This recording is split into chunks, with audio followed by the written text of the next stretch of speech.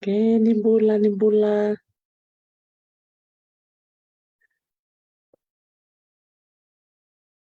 nimbula. Nikandra ngande tikoi na yana no rotuma. Na nanda nangande tikoi na sona museum we singa tambu la limna kaloko we mamani 5 na bitala tukin membaleta na sona sana may biti yana singa tambu na bulo vuki go enda nangande tukinai rotuma rambi kekiawa. Rotuma rambi pat kekiawa. Nitaka ni kwenda ndana ulidha lebuna kambali rotuma no aye mauri vambul sarchuka ni bikim ni nabitokani ni sema tiko rotuma wakumbul sarchuka bi madam Maria Teringa Moto wakitiku chungo ko may nabua nitaka ni bulu binaka tiko na maramongo wakumbul talchuka na matubali ni Eletila Mitchell kira kita na bakanta na rotuma eran do bakumure tu na program mongo bakumbul tu kan bikim ni sara na biwakani be bakanga na kene bakrao and na ronga teman dentro na sere ngona ser toka me berto na rako pasifika na rako pasifika na nona tambana sarangani pakarita ki tobo ke na beka bakrotuma we buana maramongo letila michale tapa mi binaka ni ratuir na wekanta pakati letila na nona sanga me kilai na nona bono rotuma na bokuni nona bakindindike na beka membaleta na yana no totokongo ya mitana ronga mandani ngona sere membaleta rotuma nitaka niliwikim niyo nikilati ko na isong-song na rako pasifika angona no natambala ni buli meke na bosa bakrotuma kena keke beka ke bakrotuma bingarabiti ko kina na maramongo nawaye mauri ni mula nakta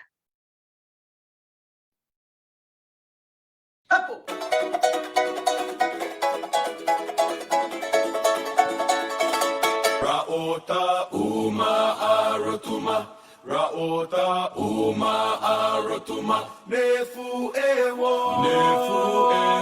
Ne Pacifica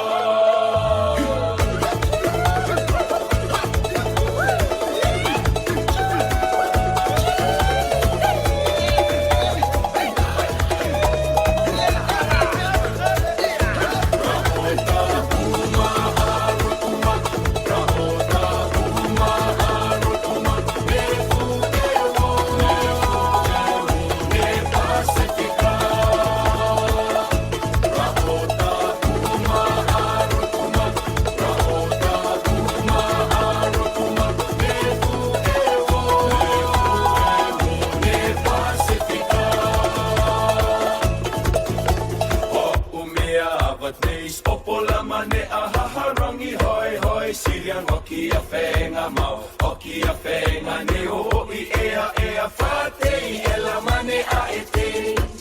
gente ela mane a mase tra la la la la la la tra la la la la la la tra la la la la la la tra la la la la la la mayon extra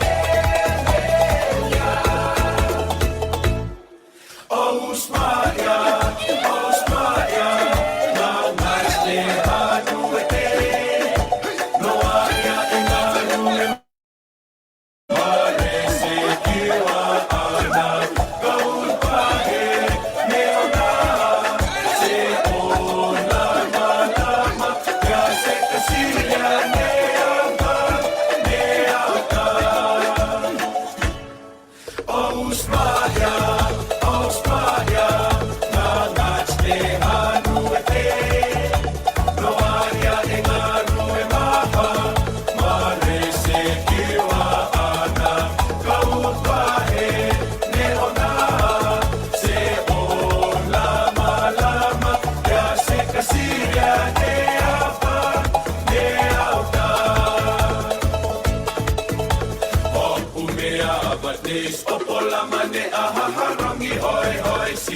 kia whenga mau, o kia whenga ne o I ea whate, ela mane a e te. Hente, ela mane a mase. Tra la la la la la la, tra la la la la la la, tra la la la la la la, tra la la la la la la. Mayonesio la elia, noa tofu e palanasta, onia kia ase afnaha, kuia he lava.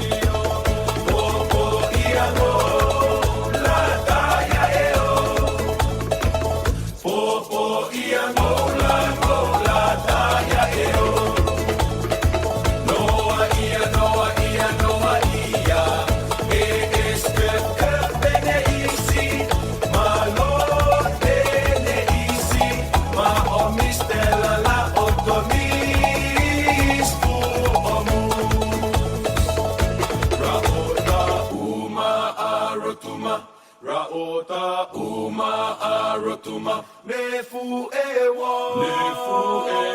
ne Pacifica.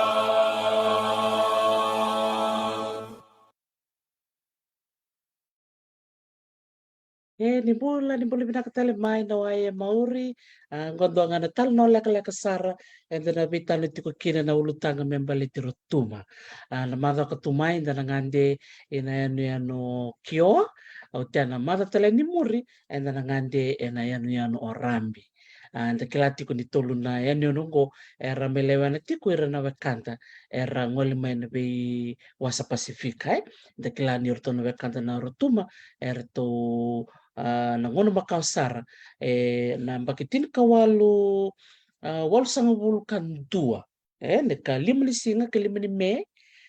tin kawalu walu sanga wulukan dua 1881 sa ngali kino rotuma I Pertania o te Pertania sa ngai soli rotuma mai I viti kwa kwenda viwa kantiko kina na ngono ngoto kadibiti ko viti ke rotuma ya na oira na wekanda na rotuma lebu beira era ngali tiko waka Tonga, waka Samoa, waka Ngilibati, dareda na mape na baritakan kwa na mape na panua ngali kina na yanu orotuma sanga tiko na yanu kio na rongoda na madho katumai sanga tiko talanga na yanu rapi unitaka ni bunga bikenda na tobole da bulida ni tuku makawa membelete rotona tolu ni nongo au nitaka ni beka una waseni ni kuwa na buli kerikina na buli kerikina menda na bulida na tamanda uruni bulida membeleta na bonuongo orotuma itikungo na bida na mape au nono mama na waseni bikenda na buku ni nonda bulida tiko na bi bonue so ibiti dara kambi bisar ngaya na chokarabi na nonda reida na bonu tiko kina na biya ni so pakatalanga kina na nanta beso koyaki na kuera pondo wanga buka na kila tik mati be rotuma na boliko veva ra se tokalau o yana taro eta dol meta taro inken kin bikim ni rangone oni bakarong tu kumeni kuwa roni bita mai na chat bikim dol bakarong tu kumai na kabilang ni kuwa ni bola binaka na matini dangi man den tambi tikina na ene no gorotuma o liku deva ra se tokala da bang bulu tingo bira na bakarong tingo mingo bulu binaka penelong ibao bulu binaka talinga litia korosaya merseni nambala rua ke andi wini baini banua wanga leo binaka bali bikim dona sema tikumai en kabini singa tambo me piti sa tikungo sabula tingo na no na singa tambo iyo dalangan titingo kirotuma ela no turanga bulu binaka bikim dona bakarong tikumai do bita mai en solitaro orotuma itiko na wuliku deva ra se tokala bulu binaka makareta viri peniasi da budondua tos chungana nonda wuli kena nonda rete tiko sono chokaravi kena tuku makau membelate sono be banua ena nonda bonoi biti na bulu saote da ngande tiko na sana bakturango serua dolo bina bikim to nunggu turang maramba tobu ena sana bakturango serua ta maru sar lebu ni da ngande kine lebu sar nakanda bulida wili kina na nonda to imbe ekilete ni kina na sana o serua na nonrato imbe au ni taka ni sovikem ni se na numatiko vembe ka kila na yada ni imbe erto kelete ni kina na wakanda to me serua ia na taro chuke ningo pakatabi rotuma woliku veva ra se tokalau nimbita mai makareta da beka nomunina numa ele no turanga penaya longai bam tiko mbeka bi rotuma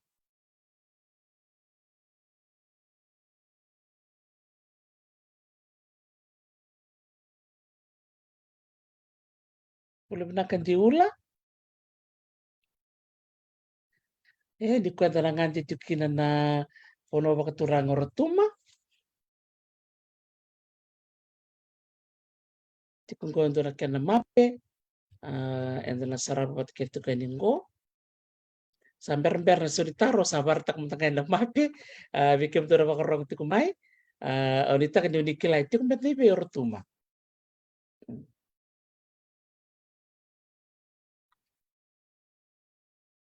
Okay, ngona bono tikungo bitilevu. O bono levu. Sangay toka na woliko. Solitaro sa sumtalay na nung tarongan na woliko woliko itiko kina orotuma. Unita ni so bikim ni unikilati ko na solitaro ya katokong na yan orotuma gotan na kenay na mape makawa kau do bakarita katiko balata ni yaw sara orotuma may biti ini kan nandong kina na mape makawango gandong to kayo na kena na tutu nindo na mape na yan orotuma ni yaw tako ko may biti da marata ka nangonongo sa buka tiko na wanga buka ki rotuma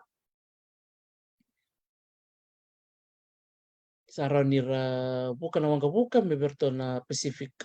wale Fiji Airways se na numuchaka na Pacific Link se Fiji Airways se na Pacific sa bibisaw na yan wanga buka iyan ko na yan orotuma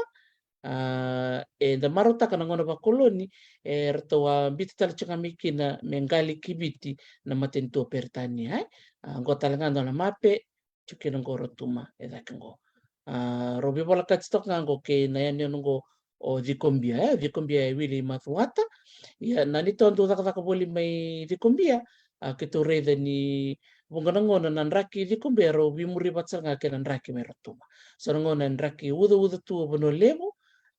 tau tu na uda yan raki binaka tu na no vikombia ngona do kalibekin nanraki na richo kay lorai ni toto batsanga nanraki vikombia ke nanraki merotuma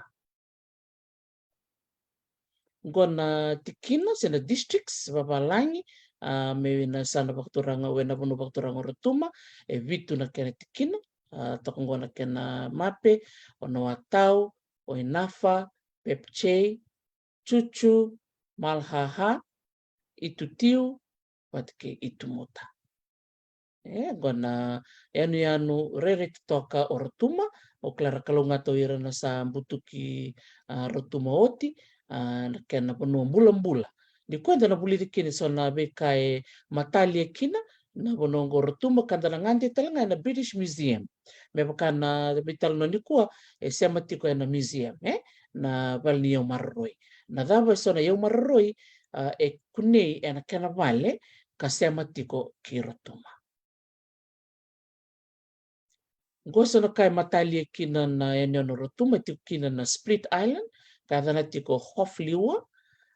do toka na bulin-bulin ni vanua bakai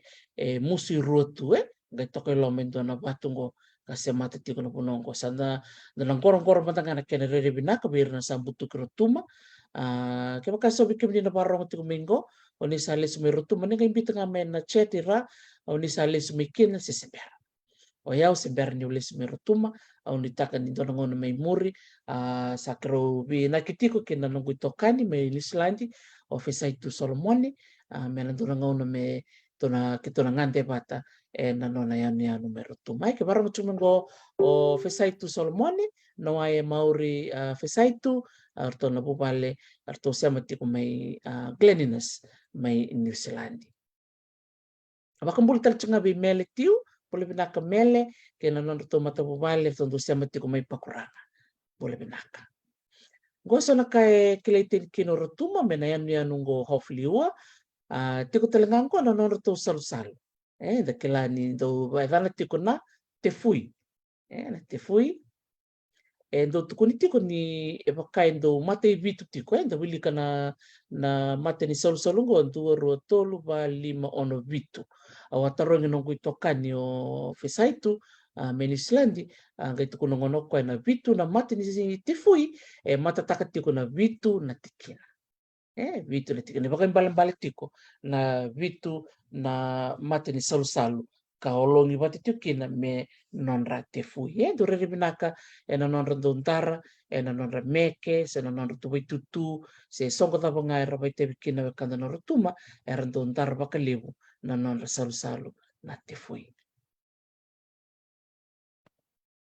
Tiko tala ngana nonra meke era kilei terikina na kanda nonra tuma dongo na tautonga. Leu tali chuka nabi matangali meke so ngana nonra meke ngana marama so ngana nonra meke na turanga i ortongo era meke bata na turanga bata kena marama so ngona ninda sarava weekend na sakila toka nabi matangali meke na was pasifika ondo rede ni bakai toto bata toka kena laka-laka mai tong bakatana kena sartonto meke taka na wekanda mai na sana bakturanga lau na meke ngona tautonga darega ngana edana dari ni reda ni sema sartinga kena bonua bakturanga tonga pakatelanga kina berna ndo bulida na beka titombu di tuku makau kena meke tiku telanga na sema kena bonua bakturanga o Samoa dari kina na totoka ni bonua ngorotuma na nonra meke na nonra bosa da marutaka dini ni sa leoli lai ersa bosta tiku na bosa bakotuma da marutaka ni erse sasanga tiku na mera bosta tiku beir na sakilana bosa bakorotuma totoka bakawati boleh binaka Helen Katafono no ai mauri bikem dona wekanda na rotuma ni sama tiku menikua ni kuenda na nganti tukini rotuma na redi tukini dona yo makawa kune mai na British Museum. So we'll be traveling to a museum today, and the British Museum is located in the United Kingdom, in the city of London, in which we're going to see a very special artifact that connects to the island of Rotuma. So our Sunday Talano session will consist of artifacts and special history of certain places in Fiji, and today we are featuring Rotuma. Da talanga na kai kleitini kino na ene nongo Rotuma na nonroto imbe. Endo na imbe ngona ape to toko baka woti na kena rai na kena itali talanga orongoda ni sang suci ni rawa kena kau talanga mai na boy na kena laki tamai na boy na kena tabi na kena laki singani na beka ke baya tolu toko dona ngona balau.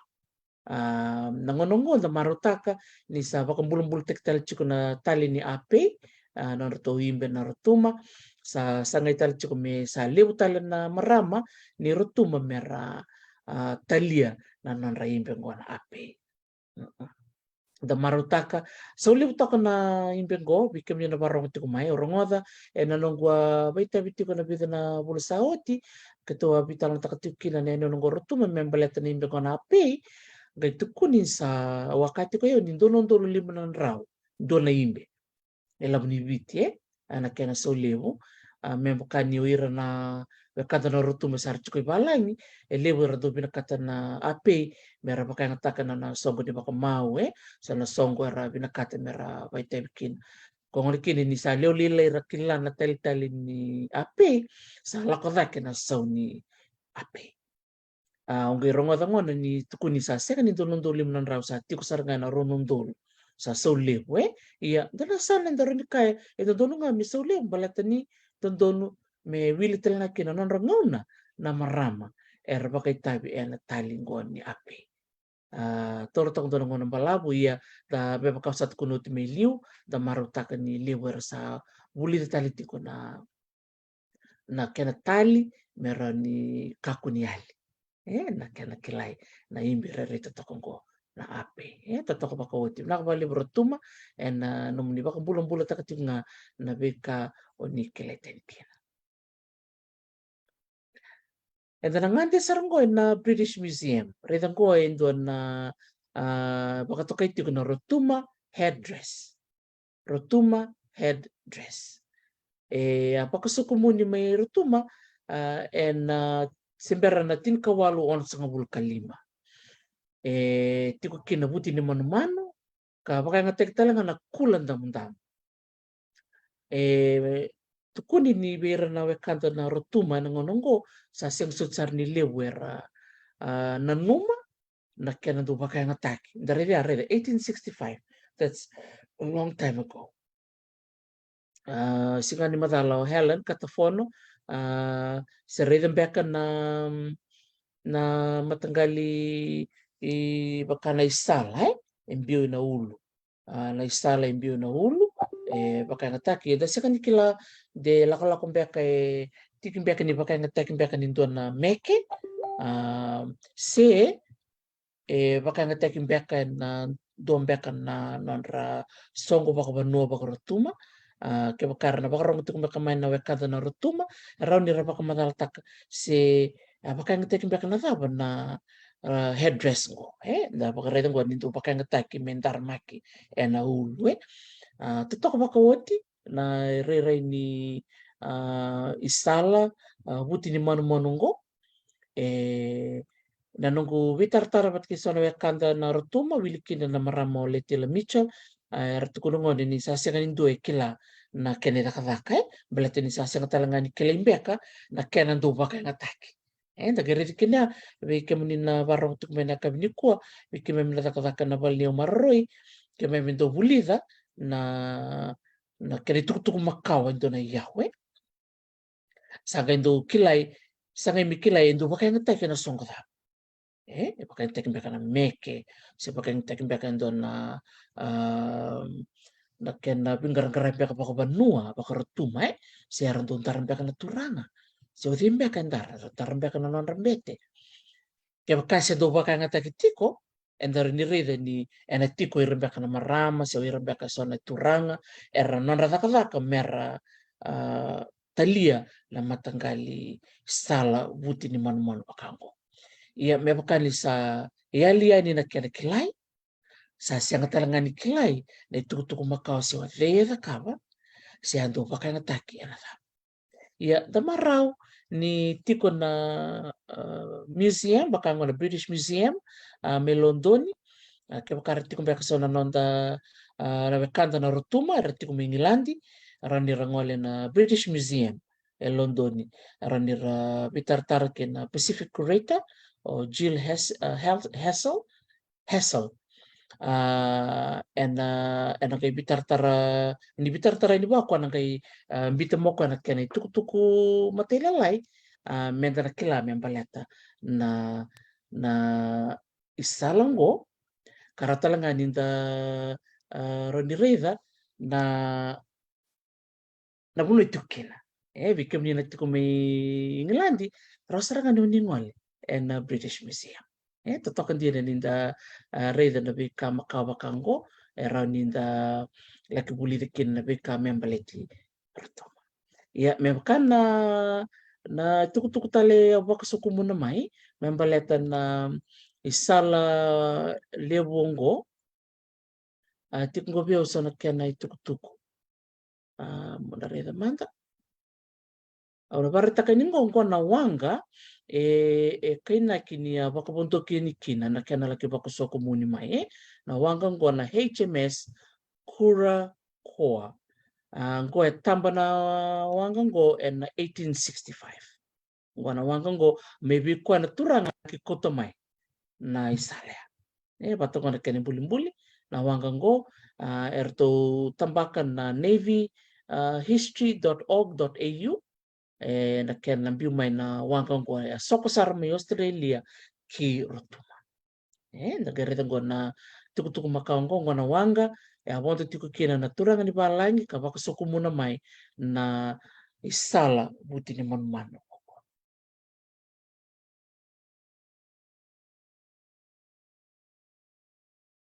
totokan din ni reda so na tuku makao ni beka membaleti rotuma ya membaleta na isala buti ni sipi buti ni manu sakai buti ni sipi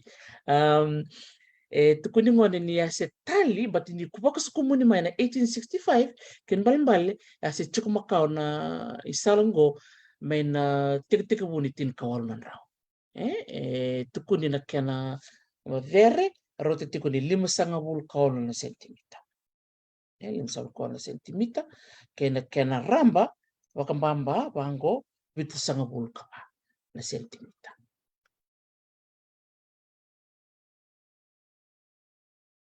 na turanga solia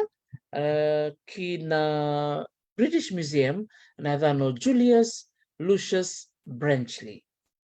itu kuni ngonyo ko lolomataka kina British Museum in 1865 itu kuni ngoni niya bondo tiko ko na wanga ko barataka ya ka ngande ngole na wanga me Australia sanga ngole sarani kibiti laki sara ki rotuma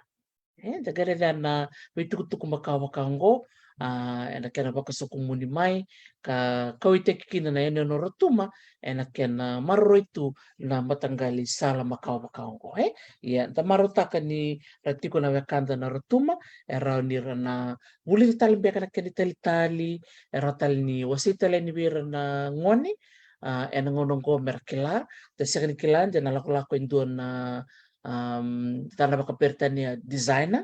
da kila nilibutiko na ngoni ni rotuma erando bakariteki dakataka nilinga enaro ni rabaka bulong-bulong takatali na kena tali na headdress rotuma headdress ono bakarita takatali na kena tamba reribinakan dina totoko baka woti ninda sarava na rotuma headdress ngo biar nitiko me Englandi kaya bakarangan reba mera sarava eraro ni rangwaleani kina British Museum ora kena tamba tali